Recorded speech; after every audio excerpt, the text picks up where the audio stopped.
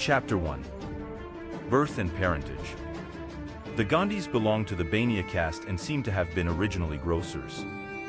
But for 3 generations from my grandfather, they have been prime ministers in several Kathiawad states. Udhamchand Gandhi, alias Oda Gandhi, my grandfather, must have been a man of principle. State. Intrigues compelled him to leave Porbandar, where he was Diwan, and to seek refuge in Junagadh. There he saluted the Nawab with the left hand. Someone, noticing the apparent discourtesy, asked for an explanation, which was given thus: the right hand is already pledged to Porbandar. Oda Gandhi married a second time, having lost his first wife.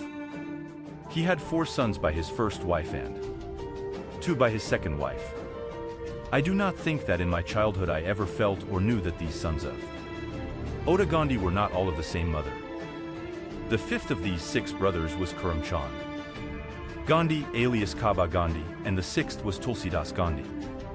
Both these brothers were prime ministers in Porbandar, one after the other. Kaba Gandhi was my father. He was a member of the Rajasthanic court. It is now extinct, but in those days it was a very influential body for settling disputes between the chiefs and their fellow clansmen. He was for some time prime minister in Rajkot and then in Vankaner. He was a pensioner of the Rajkot state when he died. Kaba Gandhi married 4 times in succession, having lost his wife each time by death. He had 2 daughters by his first and second marriages. His last wife, Putlabai, bore him a daughter and 3 sons, I being the youngest. My father was a lover of his clan, truthful, brave and generous, but short-tempered. To a certain extent he might have been given to carnal pleasures, for he married for the 4th time when he was over 40. But he was incorruptible and had earned a name for strict impartiality in his family, as well as outside. His loyalty to the state was well known. An assistant political agent spoke insultingly of the Rajkot Thakur Sahib, his chief, and he stood up to the insult. The agent was angry and asked Kaba Gandhi to apologize. This he refused to do and was therefore kept under detention for a few hours. But when the agent saw that Kaba Gandhi was adamant, he ordered him to be released. My father never had any ambition to accumulate riches and left us very little property.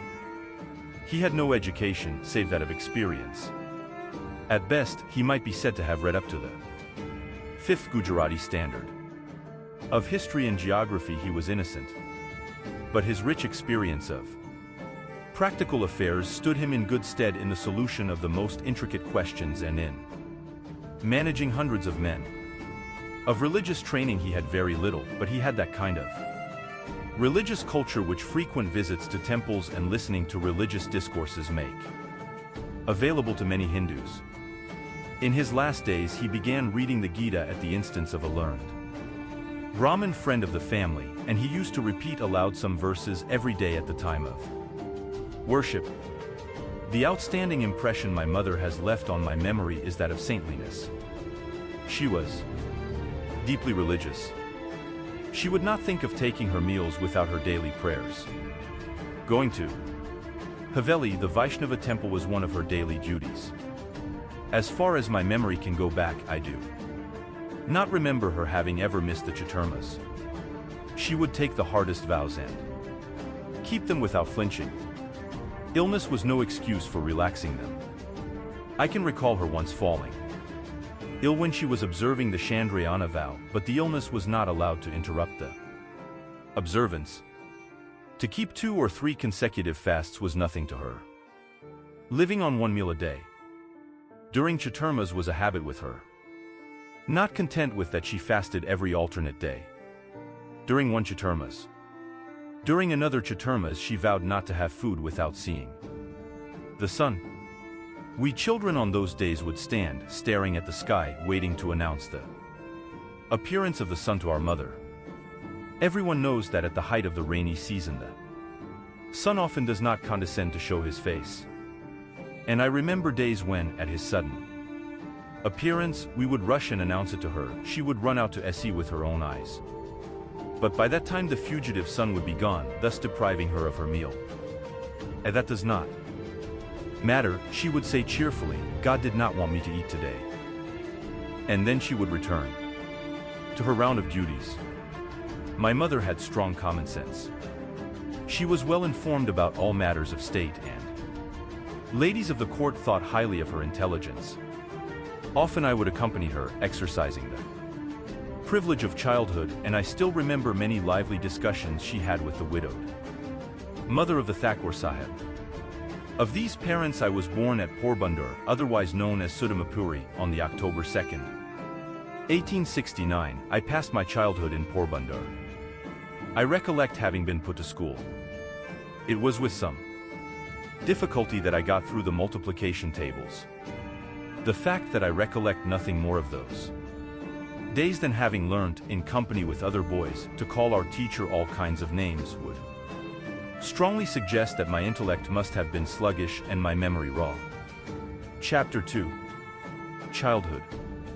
I must have been about 7 when my father left Porbandar for Rajkot to become a member of the Rajasthanic court. There I was put into a primary school, and I can well recollect those days, including the names and other particulars of the teachers who taught me.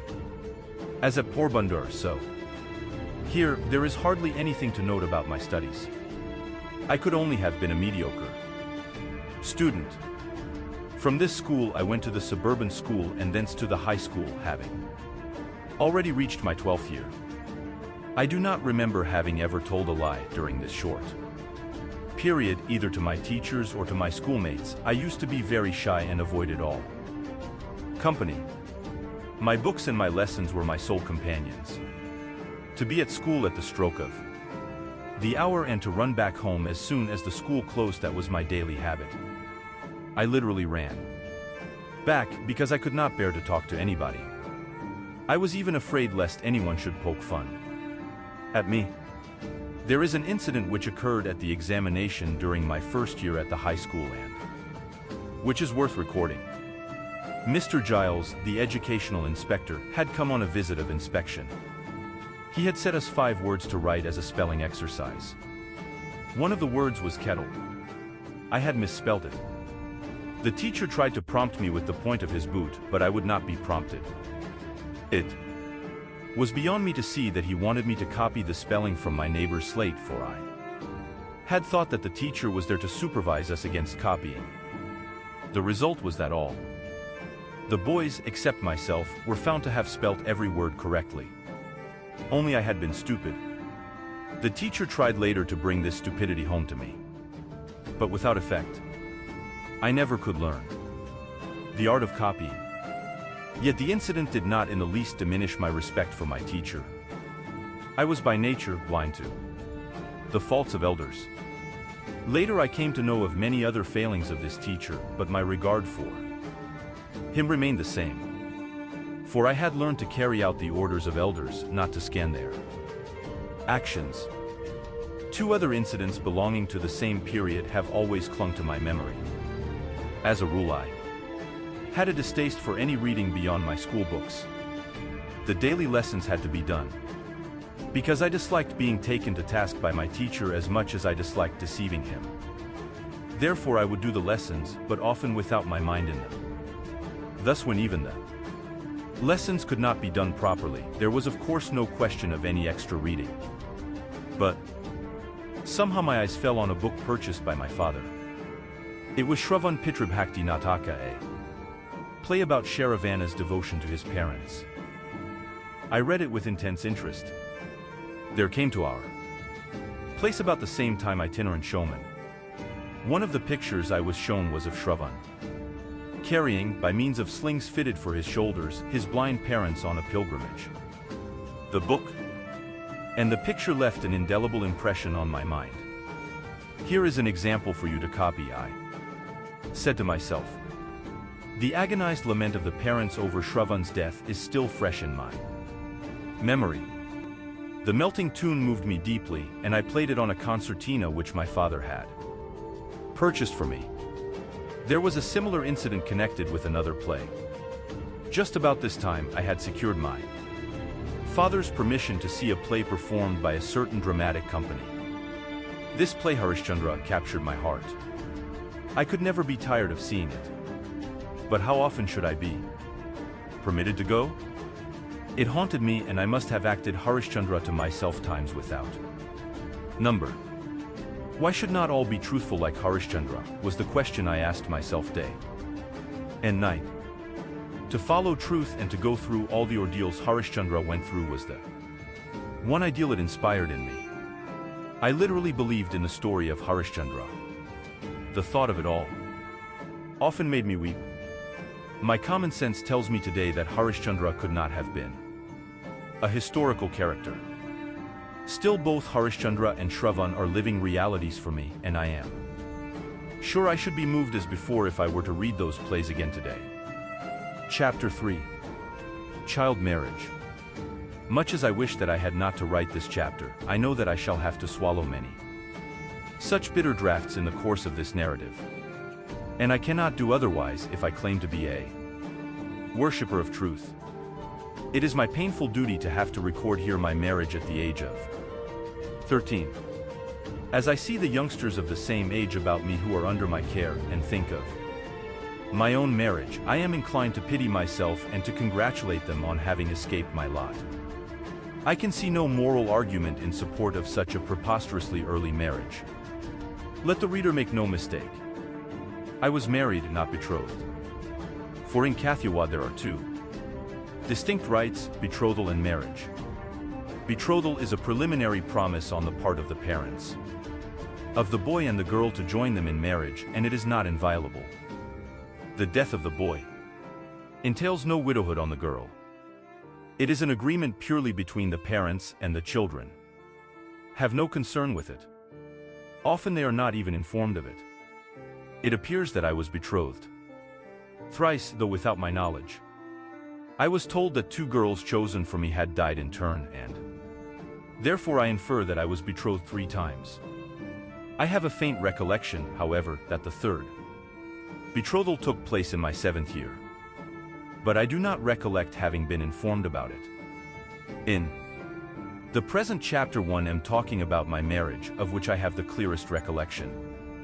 It will be remembered that we were 3 brothers. The first was already married. The elders decided to marry my second brother, who was 2 or 3 years my senior, a cousin, possibly a year older, and me, all at the same time. In doing so, there was no thought of our welfare, much less our wishes. It was purely a question of their own convenience and economy. Marriage among Hindus is no simple matter. The parents of the bride and the bridegroom often bring themselves to ruin over it. They waste their substance, they waste their time. Months are taken up over the preparations in making clothes and ornaments and in preparing budgets for dinners. Each tries to outdo the other in the number and variety of courses to be prepared. Women, whether they have a voice or no, sing themselves hoarse, even get ill and disturb the peace of their neighbors. These in their turn quietly put up with all the turmoil and bustle, all the dirt and filth, representing the remains of the feasts, because they know that a time will come when they also will be behaving in the same manner. It would be better, thought my elders, to have all this bother over at one and the same time. Less expense and greater eclat. For money could be freely spent if it had only to be spent once instead of thrice. My father and my uncle were both old, and we were the last children they had to marry. It is likely that they wanted to have the last best time of their lives. In view of all these considerations, a triple wedding was decided upon, and as I have said before, months were taken up in preparation for it. It was only through these preparations that we got warning of the coming event. I do not think it meant to me anything more than the prospect of good clothes to wear, drum-beating, marriage processions, rich dinners, and a strange girl to play with. The carnal desire came later. I propose to draw the curtain over my shame, except for a few details worth recording. To these I shall come later. But even they have little to do with the central idea I have kept before me in writing this story. So my brother and I were both taken to Porbandar from Rajkot. There are some amusing details of the preliminaries to the final drama, e.g. smearing our bodies all over with turmeric paste, but I must omit them. My father was a Diwan, but nevertheless a servant, and all the more so because he was in favor with the Thakur Sahib. The latter would not let him go until the last moment. And when he did so, he ordered for my father special stage coaches, reducing the journey by 2 days. But the fates had willed otherwise. Porbandar is 120 miles from Rajkot, a cart journey of 5 days. My father did the distance in 3, but the coach toppled over in the 3rd stage and he sustained severe injuries. He arrived bandaged all over. Both his and our interest in the coming event was half destroyed, but the ceremony had to be gone through. For how could the marriage dates be changed? However, I forgot my grief over my father's injuries in the childish amusement of the wedding. I was devoted to my parents. But no less was I devoted to the passions that flesh is heir to. I had yet to learn that all happiness and pleasure should be sacrificed in devoted service to my parents. And yet, as though by way of punishment for my desire for pleasures, an incident happened, which has ever since rankled in my mind and which I will relate later. Nishkilanan sings, "Renunciation of objects without the renunciation of desires is short-lived, however hard you may try." Whenever I sing this song or hear it sung, this bitter untoward incident rushes to my memory and fills me with shame. My father put on a brave face in spite of his injuries and took full part in the wedding. As I think of it, I can even today call before my mind's eye the places where he sat as he went through the different details of the ceremony. Little did I dream then that one day I should severely criticize my father for having married me as a child. Everything on that day seemed to me own right and proper and pleasing. There was also my own eagerness to get married. And as everything that my father did then struck me as beyond reproach, the recollection of those things is fresh in my memory. I can picture to myself, even today, how we sat on our wedding dais, how we performed the saptapadi, how we, the newly wedded husband and wife, put the sweet cancer into each other's mouth, and how we began to live together. And oh, that first night, 2 innocent children all unwittingly hurled themselves into the ocean of life. My brother's wife had thoroughly coached me about my behavior on the first night. I do not know who had coached my wife. I have never asked her about it, nor am I inclined to do so now. The reader may be sure that we were too nervous to face each other. We were certainly too shy. How was I to talk to her, and what was I to say? The coaching could not carry me far. But no coaching is really necessary in such matters. The impressions of the former birth are potent enough to make all coaching superfluous. We gradually began to know each other and to speak freely together. We were the same age. But I took no time in assuming the authority of a husband. Chapter 4. Playing the husband.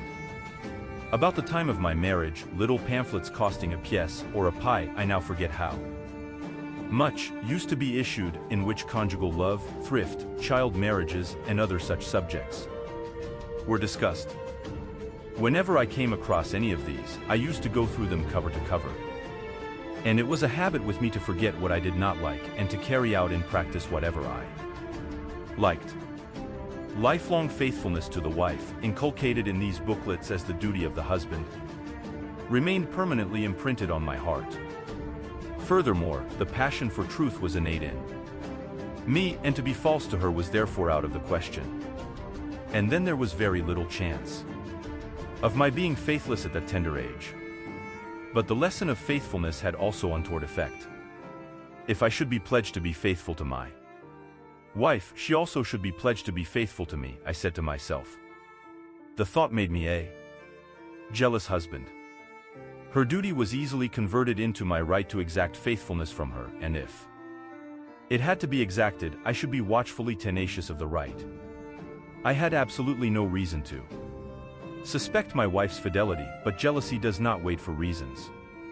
I must needs be forever on the lookout regarding her movements, and therefore she could not go anywhere without my permission. This sowed the seeds of a bitter quarrel between us. The restraint was virtually a sort of imprisonment. And Casterby was not the girl to brook any such thing. She made it a point to go out whenever and wherever she liked. More restraint on my part resulted in more liberty being taken by her, and in my getting more and more cross. Refusal to speak to one another thus became the order of the day with us married children. I think it was quite innocent of Casterby to have taken those liberties with my restrictions. How could a guileless girl brook any restraint on going to the temple or on going on visits to friends? If I had the right to impose restrictions on her, had not she also a similar right? All this is clear to me today. But at that time I had to make good my authority as a husband. Let not the reader think, however, that ours was a life of unrelieved bitterness. For my severities were all based on love. I wanted to make my wife an ideal wife. My ambition was to make her life a pure life, learn what I learned, and identify her life and thought with mine. I do not know whether Casterby had any such ambition. She was illiterate. By nature she was simple, independent, persevering and, with me at least, reticent. She was not impatient of her ignorance, and I do not recollect my studies having ever spurred her to go in for a similar adventure. I fancy, therefore, that my ambition was all one-sided. My passion was entirely centered on one woman, and I wanted it to be reciprocated. But even if there were no reciprocity, it could not be all unrelieved misery, because there was active love on one side at least. I must say I was passionately fond of her. Even at school I used to think of her, and the thought of nightfall and our subsequent meeting was ever haunting me. Separation was unbearable. I used to keep her awake till late in the night with my idle talk. If with this devouring passion there had not been in me a burning attachment to duty, I should either have fallen a prey to disease and premature death, or have sunk into a burdensome existence. But the appointed tasks had to be gone through every morning, and lying to anyone was out of the question. It was this last thing that saved me from many a pitfall. I have already said that Casterby was illiterate. I was very anxious to teach her, but lustful love left me no time. For one thing, the teaching had to be done against her will, and that too at night. I dared not meet her in the presence of the elders, much less talk to her.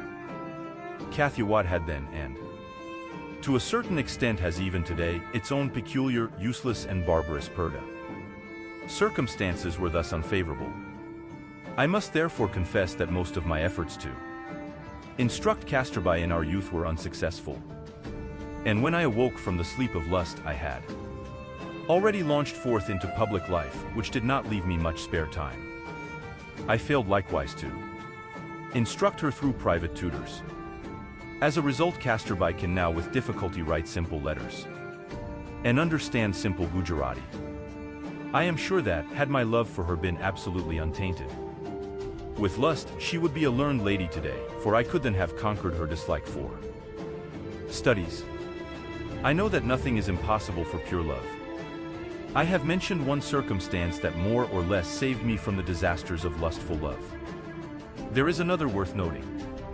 Numerous examples have convinced me that God ultimately saves him whose motive is pure. Along with the cruel custom of child marriages, Hindu society has another custom which to a certain extent diminishes the evils of the former. Parents do not allow young couples to stay long. The child wife spends more than half her time at her father's place. Such was the case with us. That is to say, during the first 5 years of our married life, from the age of 13 to 18, we could not have lived together longer than an aggregate period of 3 years. We would hardly have spent 6 months together when there would be a call to my wife from her parents. Such calls were very unwelcome in those days, but they saved us both. At the age of 18 I went to England, and this meant a long and healthy spell of separation. Even after my return from England, we hardly stayed together longer than 6 months. For I had to run up and down between Rajkot and Bombay. Then came the call from South Africa, and that found me already fairly free from the carnal appetite. Chapter 5. At the high school. I have already said that I was learning at the high school when I was married. We 3 brothers were learning at the same school. The eldest brother was in a much higher class, and the brother who was married at the same time as I was only 1 class ahead of me. Marriage resulted in both of us wasting a year. Indeed, the result was even worse for my brother, for he gave up studies altogether. Heaven knows how many youths are in the same plight as he. Only in our present Hindu society do studies and marriage go thus hand in hand. My studies were continued. I was not regarded as a dunce at the high school. I always enjoyed the affection of my teachers. Certificates of progress and character used to be sent to the parents every year. I never had a bad certificate. In fact, I even won prizes after I passed out of the 2nd standard. In the 5th and 6th, I obtained scholarships and rupees 4 and 10 respectively, an achievement for which I have to thank good luck more than my merit. For the scholarships were not open to all, but reserved for the best boys amongst those coming from the Sorath division of Kathiawad. And in those days there could not have been many boys from Sorath in a class of 40 to 50. My own recollection is that I had not any high regard for my ability. I used to be astonished whenever I won prizes and scholarships. But I very jealously guarded my character. The least little blemish drew tears from my eyes. When I merited or seemed to the teacher to merit a rebuke, it was unbearable for me. I remember having once received corporal punishment. I did not so much mind the punishment as the fact that it was considered my desert. I wept piteously. That was when I was in the 1st or 2nd standard. There was another such incident during the time when I was in the 7th standard. Dorabji Adulji Gimi was the headmaster then. He was popular among boys as he was a disciplinarian, a man of method, and a good teacher. He had made gymnastics and cricket compulsory for boys of the upper standards. I disliked both. I never took part in any exercise, cricket or football, before they were made compulsory. My shyness was one of the reasons for this aloofness, which I now see was wrong. I then had the false notion that gymnastics had nothing to do with education. Today I know that physical training should have as much place in the curriculum as mental training. I may mention, however, that I was none the worse for abstaining from exercise. That was because I had read in books about the benefits of long walks in the open air, and having liked the advice, I had formed a habit of taking walks, which has still remained with me. These walks gave me a fairly hardy constitution. The reason of my dislike for gymnastics was my keen desire to serve as nurse to my father. As soon as the school closed, I would hurry home and begin serving him. Compulsory exercise came directly in the way of this service. I requested Mr. Gimi to exempt me from gymnastics so that I might be free to serve my father. But he would not listen to me. Now it so happened that one Saturday, when we had school in the morning, I had to go from home to the school for gymnastics at 4 o'clock in the afternoon. I had no watch and the clouds deceived me. Before I reached the school, the boys had all left. The next day, Mr. Gimi, examining the roll, found me marked absent. Being asked the reason for absence, I told him what had happened. He refused to believe me and ordered me to pay a fine of 1 or 2 annas. I cannot now recall how much. I was convicted of lying. That deeply pained me. How was I to prove my innocence? There was no way. I cried in deep anguish. I saw that a man of truth must also be a man of care. This was The first and last instance of my carelessness in school. I have a faint recollection that I finally succeeded in getting the fine remitted. The exemption from exercise was of course obtained, as my father wrote himself to the headmaster saying that he wanted me at home after school. But though I was none the worse for having neglected exercise, I am still paying the penalty of another neglect. I do not know whence I got the notion that good handwriting was not a necessary part of education, but I retained it until I went to England. When later, especially in South Africa, I saw the beautiful handwriting of lawyers and young men born and educated in South Africa, I was ashamed of myself and repented of my neglect. I saw that bad handwriting should be regarded as a sign of an imperfect education. I tried later to improve mine, but it was too late. I could never repair the neglect of my youth. Let every young man and woman be warned by my example and understand that good handwriting is a necessary part of education. I am now of opinion that children should first be taught the art of drawing before learning how to write. Let the child learn his letters by observation as he does different objects such as flowers, birds, etc., and let him learn handwriting only after he has learned to draw objects. He will then write a beautifully formed hand. Two more reminiscences of my school days are worth recording. I had lost 1 year because of my marriage, and the teacher wanted me to make good the loss by skipping a class of privilege, usually allowed to industrious boys.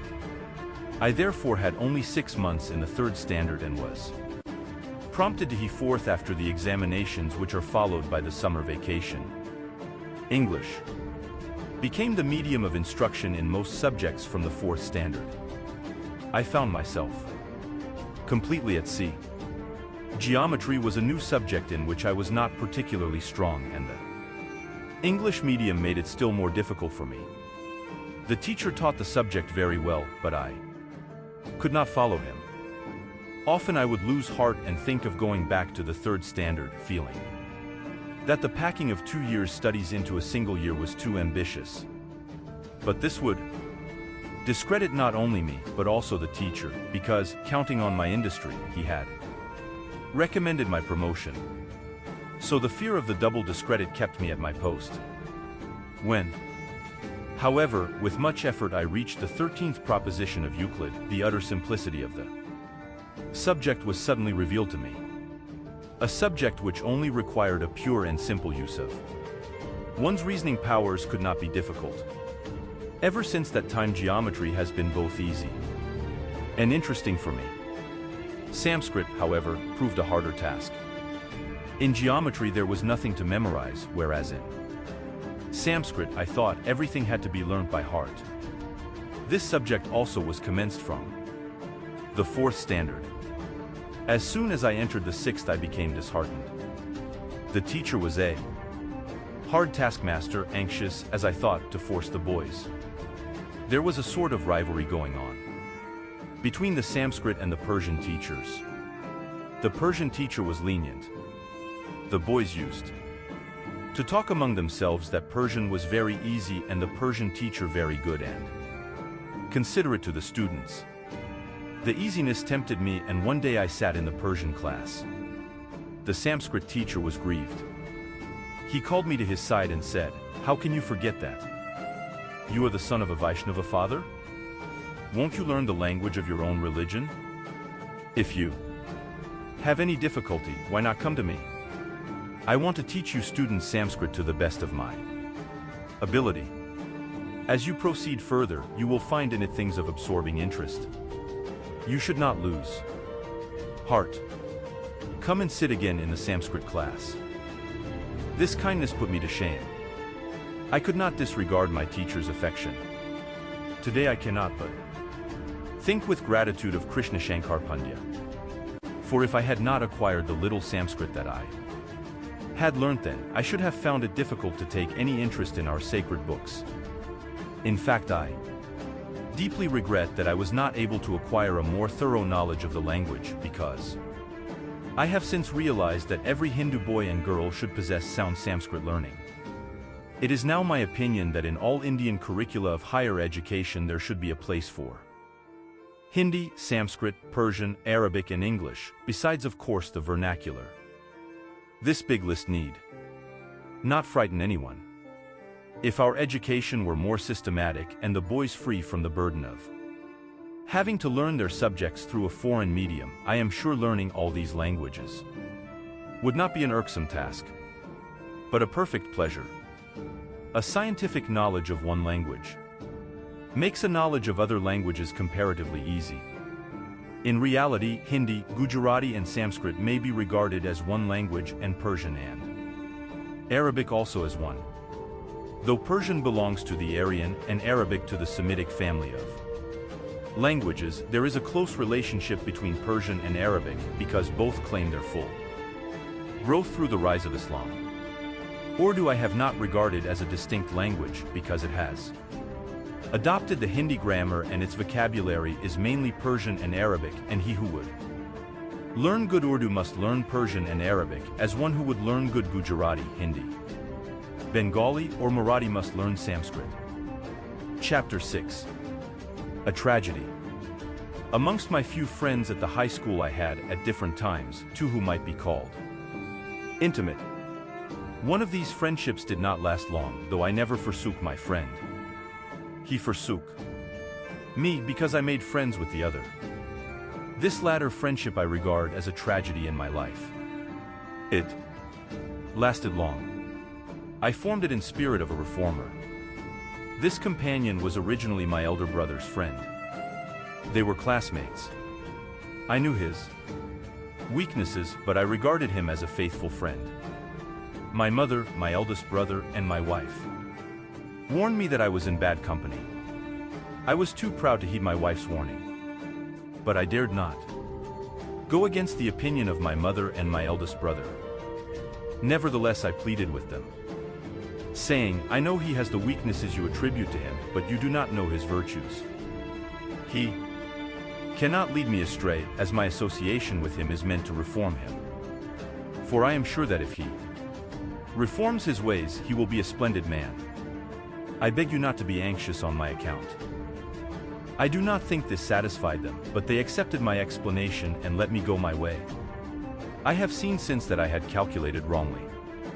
A reformer cannot afford to have close intimacy with him whom he seeks to reform. True friendship is an identity of souls rarely to be found in this world. Only between like natures can friendship be altogether worthy and enduring. Friends react on one another. Hence in friendship there is very little scope for reform. I am of opinion that all exclusive intimacies are to be avoided, for man takes in vice far more readily than virtue.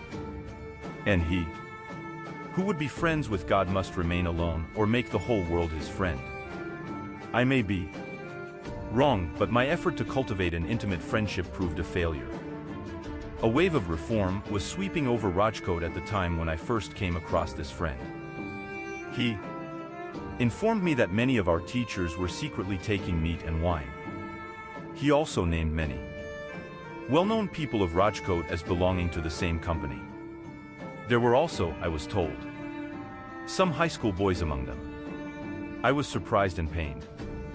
I asked my friend the reason, and he explained it thus: we are a weak people because we do not eat meat. The English are able to rule over us because they are meat eaters. You know how hardy I am and how great a runner too. It is because I am a meat eater. Meat eaters do not have boils or tumors, and even if they sometimes happen to have any, these heal quickly. Our teachers and other distinguished people who eat meat are no fools. They know its virtues. You should do likewise. There is nothing like trying. Try and see what strength it gives. All these pleas on behalf of meat eating were not advanced at a single sitting. They represent the substance of a long and elaborate argument which my friend was trying to impress upon me from time to time. My elder brother had already fallen. He therefore supported my friend's argument.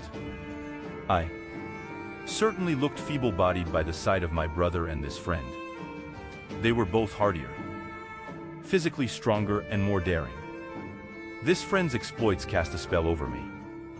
He could run long distances and extraordinarily fast. He was an adept in high and long jumping. He could put up with any amount of corporal punishment.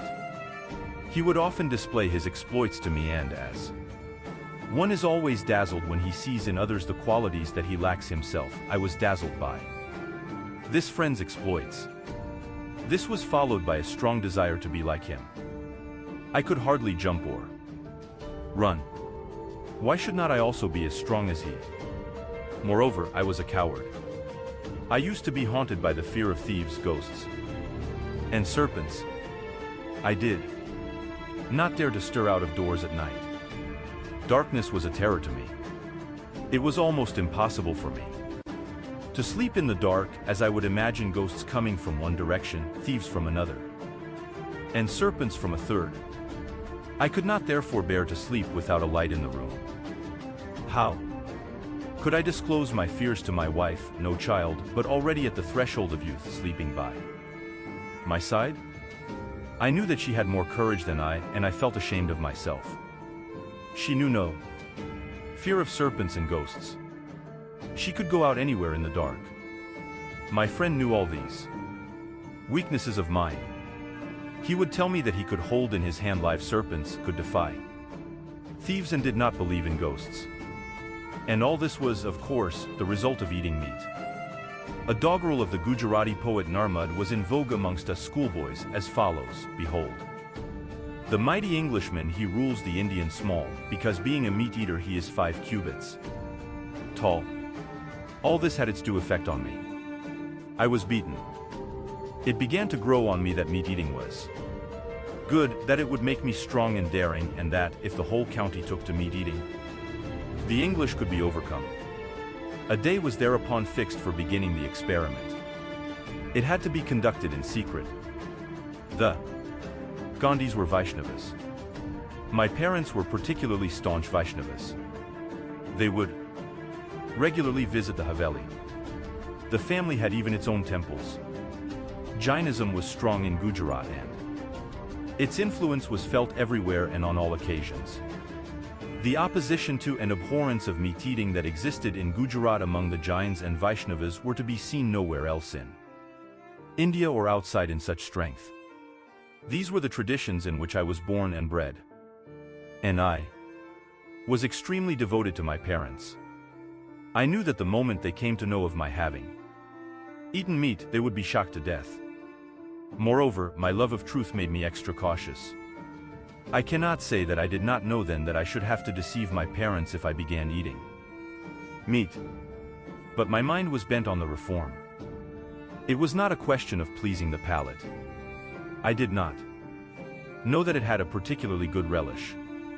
I wished to be strong and daring, and wanted my countrymen also to be such, so that we might defeat the English and make India free. The word Swaraj I had not yet heard, but I knew what freedom meant. The frenzy of the reform blinded me, and having ensured secrecy, I persuaded myself that mere hiding the deed from parents was no departure from truth. Chapter 7. A tragedy continued. So the day came. It is difficult fully to describe my condition. There were, on the one hand, the zeal for reform and the novelty of making a momentous departure in life. There was, on the other, the shame of hiding like a thief to do this very thing. I cannot say which of the two swayed me more. We went in search of a lonely spot by the river, and there I saw, for the first time in my life, meat. There was baker's bread also. I relished neither. The goat's meat was as tough as leather. I simply could not eat it. I was sick and had to leave off eating. I had a very bad night afterwards. A horrible nightmare haunted me. Every time I dropped off to sleep, it would seem as though a live goat were bleeding inside me, and I would jump up full of remorse. But then I would remind myself that meat-eating was a duty, and so become more cheerful. My friend was not a man to give in easily. He now began to cook various delicacies with meat. and dressed them neatly. And for dining, no longer was the secluded spot on the river chosen, but a state house with its dining hall and tables and chairs, about which my friend had made arrangements in collusion with the chief cook there. This bait had its effect. I got over my dislike for bread, forswore my compassion for the goats, and became a relisher of meat dishes, if not of meat itself. This went on for about a year. But not more than half a dozen meat feasts were enjoyed in all, because the state house was not available every day, and there was the obvious difficulty about frequently preparing expensive, savory meat dishes. I had no money to pay for this reform. My friend had therefore always to find the wherewithal. I had no knowledge where he found it. But find it he did, because he was bent on turning me into a meat eater. But even his means must have been limited, and hence these feasts had necessarily to be few and far between. Whenever I had occasion to indulge in these surreptitious feasts, dinner at home was out of the question. My mother would naturally ask me to come and take my food and want to know the reason why I did not wish to eat. I would say to her, "I have no appetite today, there is something wrong with my digestion." It was not without compunction that I devised these pretexts. I knew I was lying, and lying to my mother.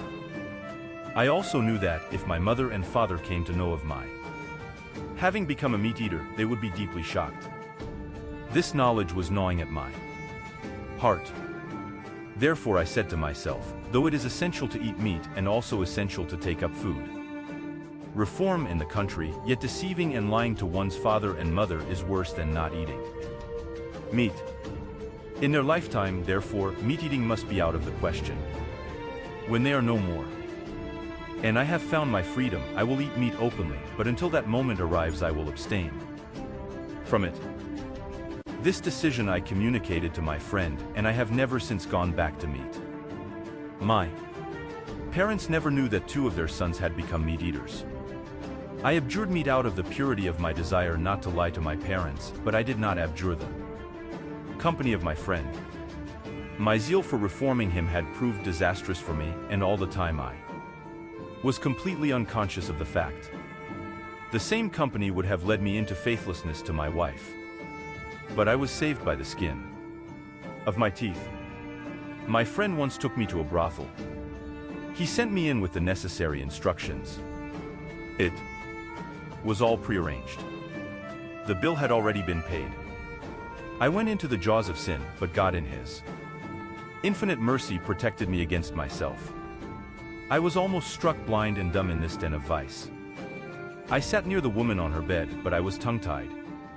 She naturally lost patience with me and showed me the door with abuses and insults. I then felt as though my manhood had been injured and wished to sink into the ground for shame. But I have ever since given thanks to God for having saved me. I can recall 4 more similar incidents in my life, and in most of them my good fortune, rather than any effort on my part, saved me. From a strictly ethical point of view, all these occasions must be regarded as moral lapses, for the carnal desire was there, and it was as good as the act. But from the ordinary point of view, a man who is saved from physically committing sin is regarded as saved. And I was saved only in that sense. There are some actions from which an escape is a godsend both for the man who escapes and for those about him. Man, as soon as he gets back his consciousness of right, is thankful to the divine mercy for the escape.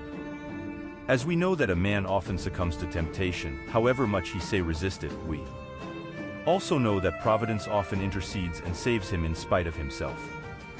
How all this happens, how far a man is free and how far a creature of circumstances, how far free will comes into play and where fate enters on the scene, all this is a mystery and will remain a mystery. But to go on with the story, even this was far from opening my eyes to the viciousness of my friend's company. I therefore had many more bitter draughts in store for me, until my eyes were actually opened by an ocular demonstration of some of his lapses quite unexpected by me. But of them later as we are proceeding chronologically. One thing, however, I must mention now as it pertains to the same period. One of the reasons of my differences with my wife was undoubtedly the company of this friend.